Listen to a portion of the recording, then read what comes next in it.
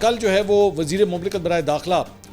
طلال چودھری اور وزیر مملکت برائے قانون و انصاف بیرسٹر عقیل ملک کے ہمراہ اسلام آباد میں انہوں نے ایک مشترکہ پریس کانفرنس کی اور اس کا جو فوکس تھا وہ سوشل میڈیا تھا. اچھا انٹرسٹنگ بات یہ ہے کہ جب اس کو دکھایا گیا ٹیلی ویژن اسکرینس کے اوپر تو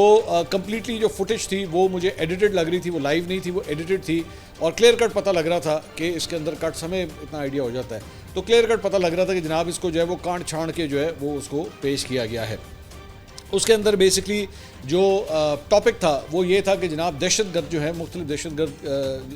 گرد تنظیمیں جو ہیں وہ پاکستان کے اندر سوشل میڈیا ایپس کا جو ہے وہ استعمال کرتی ہیں اور اس کے ذریعے دہشت گردی کو پروموٹ کرنے کی کوشش کرتی ہیں. تو تمام یہ جو سوشل میڈیا ایپس کی جو کمپنیز ہیں, فیس بک ہو گیا, ٹویٹر ہو گیا, ایکس ہو گیا, انہوں نے ان سے کہا ہے کہ جی آپ جو ہے وہ اپنی کمپنیز جو ہیں وہ یہاں پہ کھولیں. اچھا میرے لیے جو حیران کن بات تھی وہ یہ تھی کہ نارملی عام طور پہ آپ نے جب کمپنیز کو اس طرح کہنا ہوتا ہے نا تو اس کے لیے پریس کانفرنس کرنے کی ضرورت نہیں ہوتی. آپ سمپلی یہ تو government to multinational companies جو ہے وہ یہ کورسپونڈنس ہوتی ہے, اس کے لیے یو ڈونٹ نیڈ اے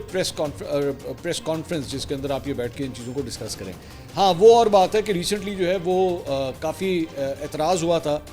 جب 27 یوٹیوب چینلز کو جو ہے وہ بلاک کیا گیا تھا اور اس کے بعد وہ تقریباً تمام کے تمام جو ہیں وہ ہوا میں اڑ گئے تھے کیونکہ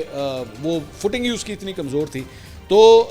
بہرحال انہوں نے یہ پریس کانفرنس کی ہے. انہوں نے کہا جی سوشل میڈیا پر دہشت گردی سے متعلق 2417 شکایات زیر غور ہیں اور سوشل میڈیا کمپنیوں کو اے آئی کے ذریعے دہشت گرد مواد فوراً ہٹانا ہوگا اور ان اکاؤنٹس کے چلانے والوں کی معلومات جو ہیں وہ شیئر کی جائیں.